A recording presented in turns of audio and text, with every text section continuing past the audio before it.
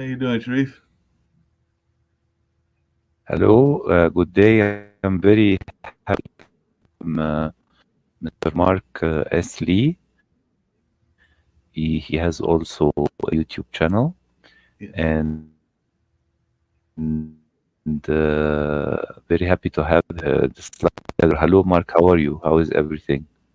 I'm doing good. It's some lovely weather here Can you in hear Durham, me? North Carolina. So I'm doing very well. So everything is going well here. Maybe getting some rain later on, but today it's a Yeah. lovely day. I think it's maybe in the 80s here in Durham, North Carolina. So it's good weather. Ye- Yes. Yes.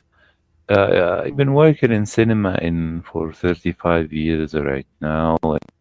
Of course, we are all, moving from what we did before to nowadays. So, tell me a little bit about your background and how did you discover StreamYard?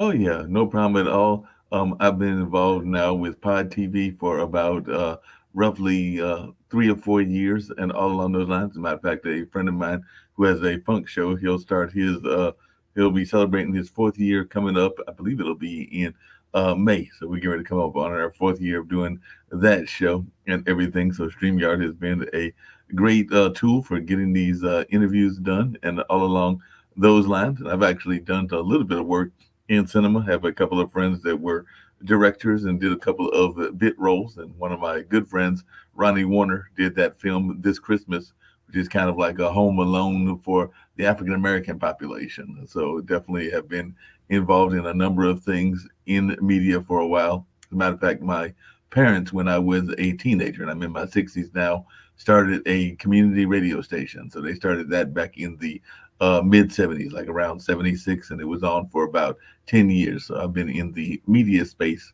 for a number of years, probably about, was that 76 to 2025, almost 50 years being in the media space.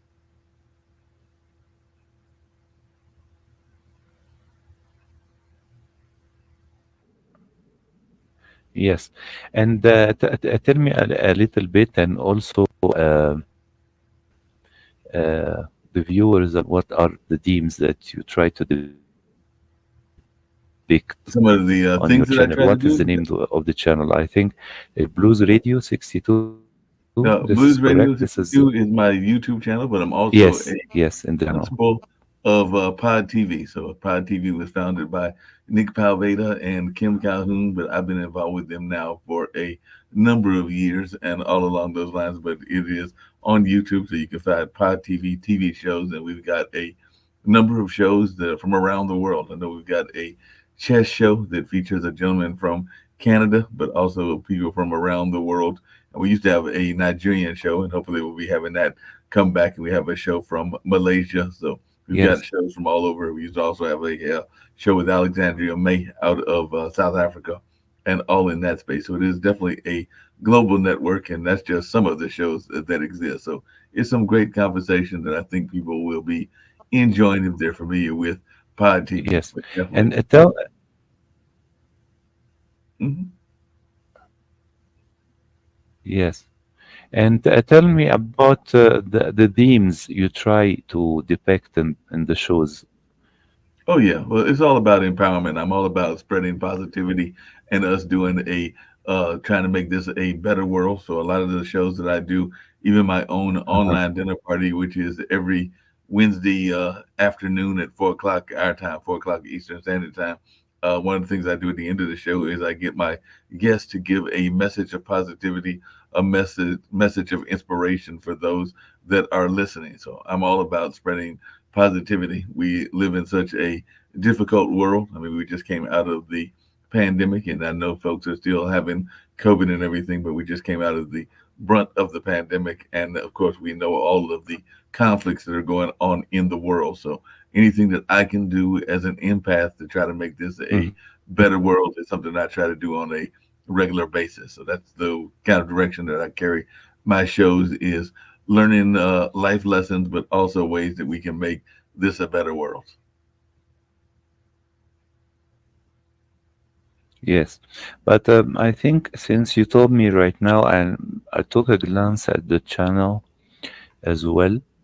Hmm. You told me you have international guests worldwide, not necessarily in India only. And I would like to know how do you find your guests and how do you schedule them because of time differences Yeah. and everybody has his life. And do you have assistants? Because the way we used to do in television,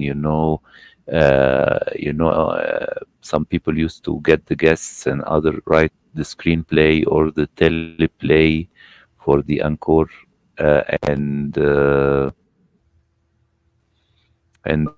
in YouTube, do you do everything on your own or do you have assistants? No, I use a couple of different systems.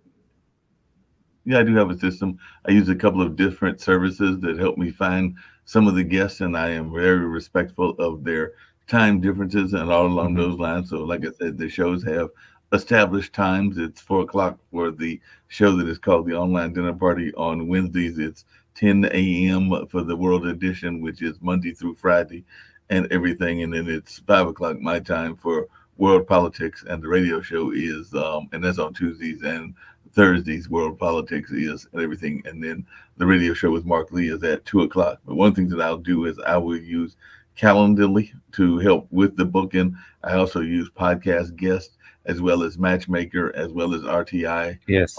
which is definitely a podcasting service, and there are a couple of other regular agents that I have that will supply me with guests as well. But one of the things I'll do is I'll use Calendly to schedule them, but I will also sometimes do interviews off of the designated time and insert those into the show. So as I do know that, as you just said, sometimes people are in different time zones. So I know that I once interviewed somebody that was in Israel, and I actually interviewed them late night my time and everything. And the same with somebody that I interviewed from India one time as well. So I definitely try to manage the time because I'm definitely a night owl and definitely have some interesting hours of times that I work and everything. Because definitely I even help a friend of mine who's on the West Coast record his show, and I usually record that about once every 2 weeks, and we'll start recording at midnight, and I will go to about 2 or 3 in the morning because he is the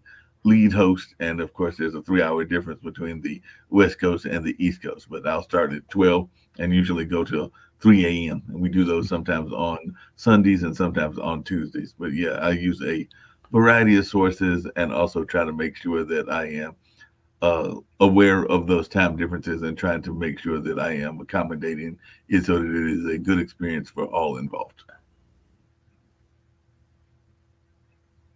Yes. And do you stream only on YouTube or people can see or hear the shows on other platforms? There's a variety of platforms. Pod TV actually goes to Roku. It also goes to Amazon Fire, so they can actually see it on their TV if they have a Roku set. And the Roku, I know, is international, or they can see it on Amazon Fire. It also goes to Facebook. Yes. It goes to LinkedIn. It goes to Twitch. It goes to Twitter. So there are a number of sources that it goes to, Yes. and all along those lines. And I'll also sometimes use Spreaker and put them on the audio platforms as well, so they can find them after the fact on places like iHeart and on places like Geo Saban and some of the other platforms that are out there that are more audible. Because I also do a audible show with my good friend Dean Geronimo, who we do that. We try to Yes. do them about twice a month and everything, but that's straight talk with Dean and Mark, and that is strictly audio. Most of the shows are live stream, which is audio and visual, but that particular show I do Yes. strictly audio. But yeah, we try to make sure that even the shows that are done on Let Pod me, TV are uploaded at a later date so that they are able to be heard on a variety of sources, including Audible and some of the other ones that I just named.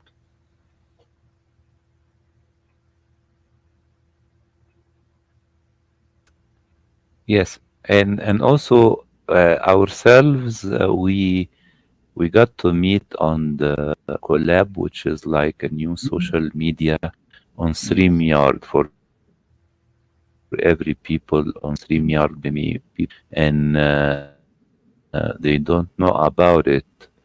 So ourselves, we found each other on StreamYard collab.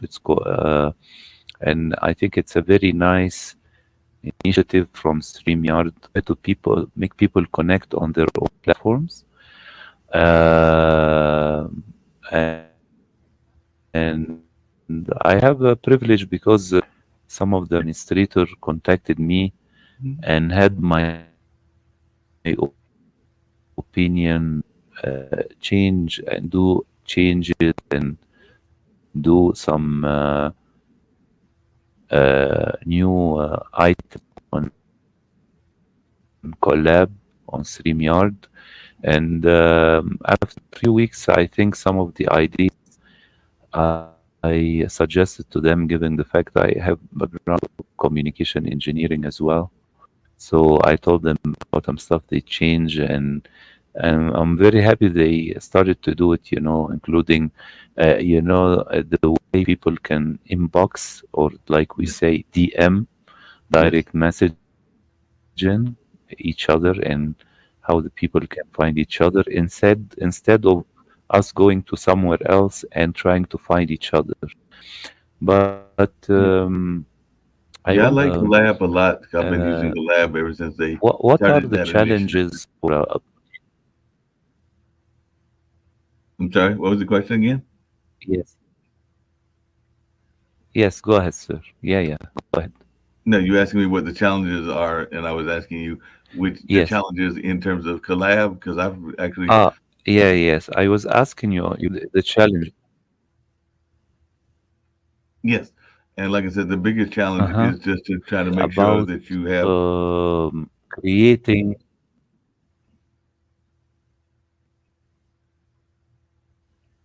Oh, Mhm. the challenges Go in ahead. create. Sorry. Yeah, no problem. The challenges in creating is just what you said. A lot of times it is making sure that you've got the right equipment, the right light. I use my own laptop, and sometimes I use the laptop here at the cultural center that I'm part of, and everything. But making sure that you have adequate lighting and Yes. that you are having good sound, and that your guests are having good Mhm. sound. A lot of times it's good because I know that there some of the platforms I have got the advanced StreamYard where you can actually take people into the back room and everything and see them what they call the green room and see the guests beforehand and everything. But I mean, the big thing is just making sure that you've got good quality content because I think that content is king. So that's what I try to do is provide good quality content in everything that I do, whether it's on radio or whether it's on Yes. live streaming or a number of other things. But I think that that's what most folks are looking for is good quality content. And of course, most folks are trying to figure out different ways to monetize as well. Because I know a couple of my shows are sponsors. So if they're sponsored, then the sponsors get some of their ads out there as well. So that is something that I know some people are trying to figure out is monetization and even trying to get additional subscribers on a regular basis and everything. So that's part of the challenges is trying to increase your visibility. That's the word I was looking for. Increase your visibility. Yes. What I wanted to ask you as well, um, I don't know if you follow the news about Google Core updates and YouTube updates uh, uh, every now and then, and this updates, sometimes affects websites and affects YouTube channel, of course. So, did you feel that your viewership, especially on YouTube, were affected by these updates that happened Yeah, the updates definitely impacted. in Yeah, the last months, basically? mhm. The updates definitely impacted. I know that some of the membership and some of the viewerships went fluctuated, either went down or up or all along those lines. I know that one of the things that I find impacting a number of the shows because I've got a couple of shows that are musically oriented, and I do know that unless you give them that disclaimer that you are not making any profit off of the video and that you've got the permission from the artist to use the music, that a lot of times they will mute parts of your program if it is too much Mhm. music or too many things that have not been royalty free and all along those lines. So definitely, I know that even with Coco McMillan's show, which is a lady that used to work with uh, the not the OJ's, Gerald Levert, and all of that space before he passed away. She used to be a background vocalist for him, and she's actually a co-partner with a young lady in Morocco in a nightclub. But I know that sometimes when she has her musical guests on, Yes. we have to put on that disclaimer that it is no profits are being made, and that we do not own the rights to the music and everything. So we'll sometimes run that as a crawler across the screen and everything. So that is something that folks have to be aware of, is what is allowed by both YouTube and Google and a number of the other platforms. And I know that lately here in the United States, it looks like we just recently passed a bill that will impact what people can do on TikTok. So a lot of the TikTok viewership may be being curtailed because of some of the politics that are going on here in the United States. And it looks like TikTok may be a victim of some of that because it is a Chinese run company. So I know that our government was upset about that. And I think they just recently passed a bill about that. Yes. Yes. Yes. I can hear you, sir. Yeah. Okay, cool. Yep. Yeah, matter of fact, the House just passed a potential TikTok ban that Yeah. could speed through the Yes. Senate. What I want to ask you. Hmm. Mhm. Yes. Yes. I want to Yeah. ask you. I think you will agree with me that getting around the world, specialists, each in his own speciality, is easy, Oh, yeah. somehow, some way. But what about celebrities? Did you try to get Celebrities, celebrities on your show, and did you have some challenges? Yeah. yeah, I mean, yeah, I've had a few celebrities, not a lot of great and big name celebrities, but I've had a couple. I had the lady that played on the Waltons TV show, and she played one of the mother on the Waltons, Yes. and all in that space. And I've had a couple of folks that are political celebrities, because one of the people that we have regularly on our economic show Uh-huh. is David Walker, who is the comptroller general under, I Yes. think, both Bush and as well as one of the Democratic presidents as well. But he's definitely been in that space. So sometimes, if they are part of the family circle, meaning that people already have insights to them, it's easier if you can have a direct contact. Because I know Yes. sometimes I've even had Debbie Richardson, who is a Hollywood star, on a couple of shows, and she's still out there getting ready to release another movie. So I think I've had her on about 3 or 4 times. So there have been a couple of celebrities that I've been able to Hmm. get, including some of our local celebrities here in this area and everything. But the bigger celebrities, they've got a lot of Hmm. gatekeepers and a lot of people that are kind of like serving as their Hmm.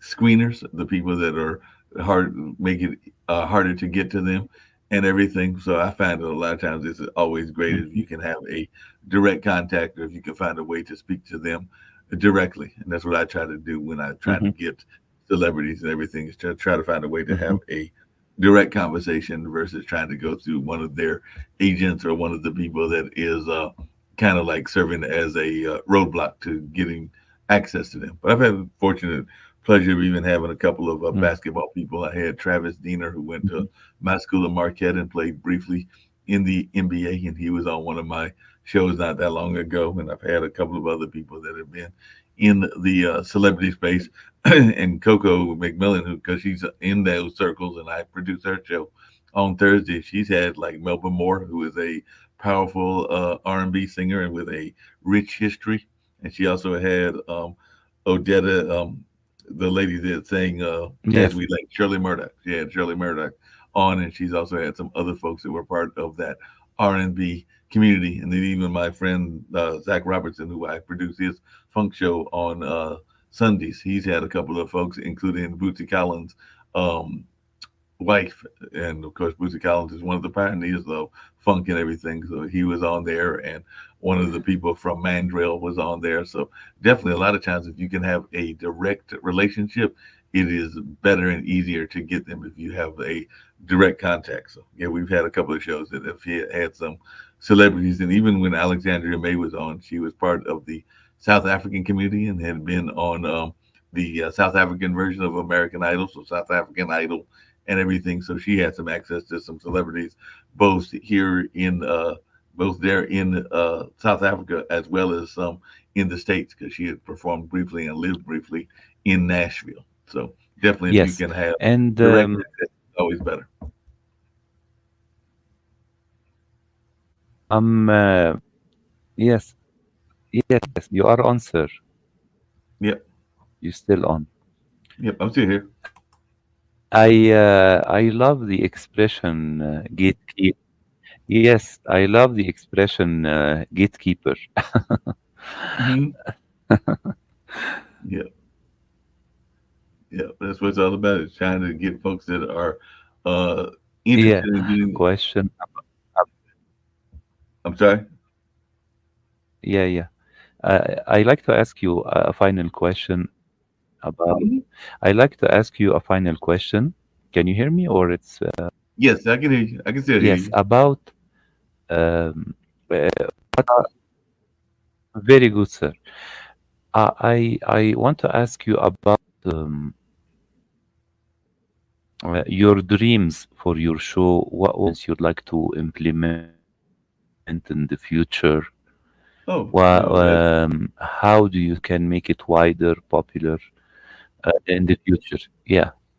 yeah, no doubt. I'm hoping that this show will increase uh, definitely viewership and all along those lines. I know that one of the things that we monitor on Pod TV is how many countries are listening. And the last count, it was like 140. But in some of those countries, you might have three listeners, and some of them you might have multiple thousands and everything. So, of course, I'm trying to give a greater viewership and even get more subscribers on the channel as well as on my own shows and everything, so that we can have even more chances of getting some bigger guests and everything. I mean, I would love it if in the next 5 to 10 years I could interview somebody like Barack Obama or his wife Michelle or even Oprah or somebody like that. So I am always one that believes in dreaming big. I wouldn't even mind interviewing one of the Clintons or some of the A-listers in terms of Hollywood celebrities, whether that's a Tom Cruise or a Beyonce or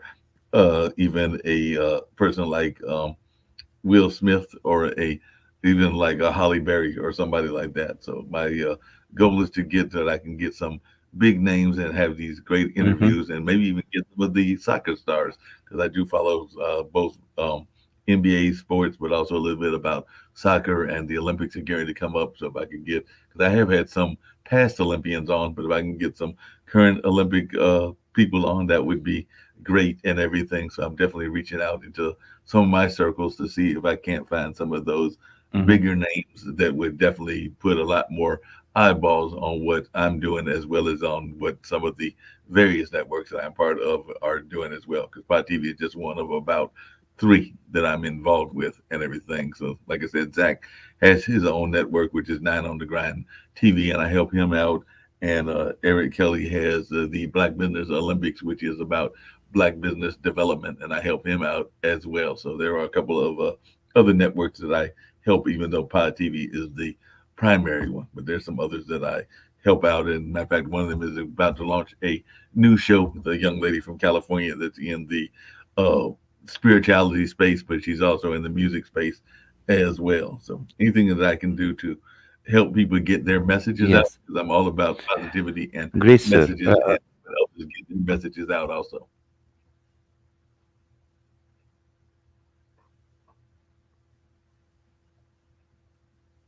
Very good. Now, I would like to ask you at the end to Mhm. summarize how can people find the show, and Yeah. if some interviewees would be interested to appear on the show, how can they easily reach out to you through your LinkedIn profile, Facebook profile? What is the easiest way is there is an email for the show. People can express their interest to appear, and so we can raise value for our listeners to listen to your past and upcoming shows.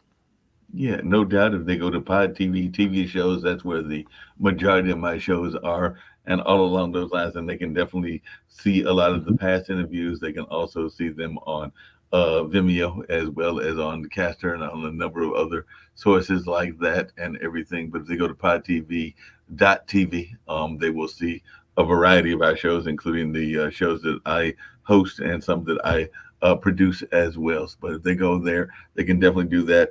I'm on Instagram at Lee Entertainment 62. That's probably one of the best sources to find me at and everything because I'm regularly on there and regularly checking in with people on there and all in that space. And of course, they can look up Mark Lee on on Facebook and on LinkedIn, and will find me there. But the best way to reach me is on bluesradio at gmail.com because I'm always there and I'm always checking my emails on a regular basis. If they go to bluesradio at gmail.com, I would love to hear from people around the world. And if they would love to be on one of our shows, including my online dinner party, which is every Wednesday at 5 p.m., I would love to have them come on the show and share their life lessons learned and the different things that they've been part of. So I'm looking forward to hearing from them, and hopefully I can get you to come on one of the shows as well. I know it's a different time zone, so but it's at uh, 4 o'clock my For time sure, I'll be all happy. in that space on Wednesday. So I would love to have you come on at some point as well. But we have multiple guests just sharing their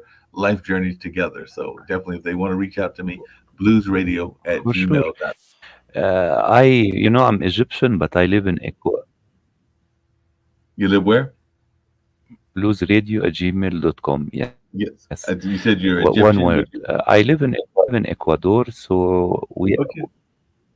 I live in Ecuador, so we are only 1 hour difference.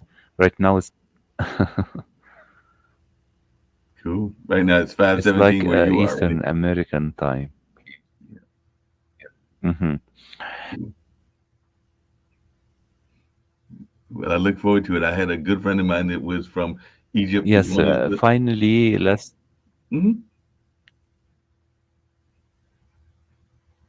yes, No, just saying I had a good friend of mine that I used to work with that was from Egypt, and there was a young lady that was from Egypt too. So I've known a couple of folks that were of Egyptian descent because I work at a measurement company which grades test papers, and I remember that Mo was involved in the agriculture of space. I course. think he moved back to Egypt and everything, and then the young lady who was going to Duke University was of Egyptian descent, and I think her name was Mahari or something like that. So there have been a couple of folks that I knew that were from Egypt, and I definitely have a Yes, great deal of great. respect for the Egyptian Yes, the culture. world is small.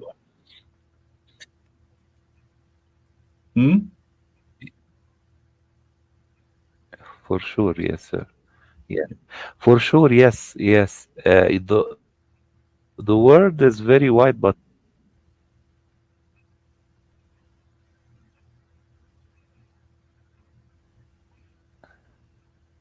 I think you were breaking up, Sharif, but if I I heard you was saying correctly, the you were world is saying the very world wide, but is also is very a small.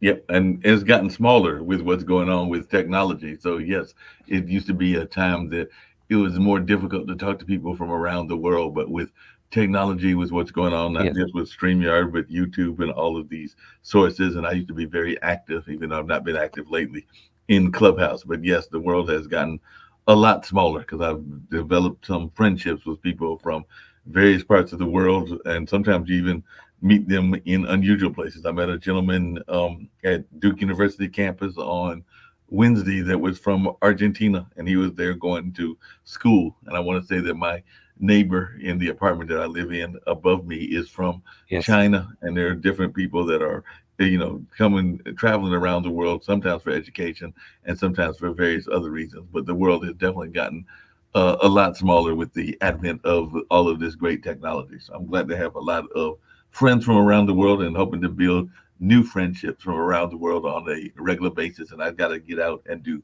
more world traveling. I haven't done enough of that in my 62 years, or about to yes, be 62 in July, of lifetime. So I definitely want to get out and see more of the world in person.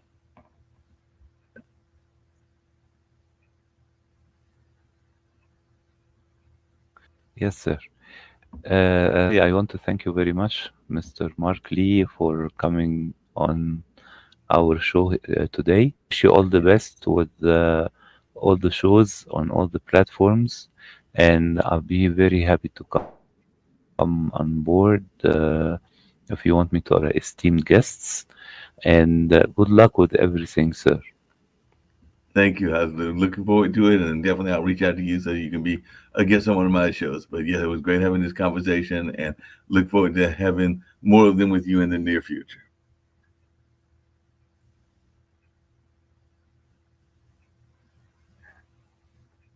Thank you, sir. Have a lovely evening.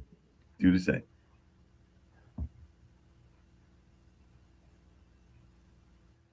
Bye bye. Thank you.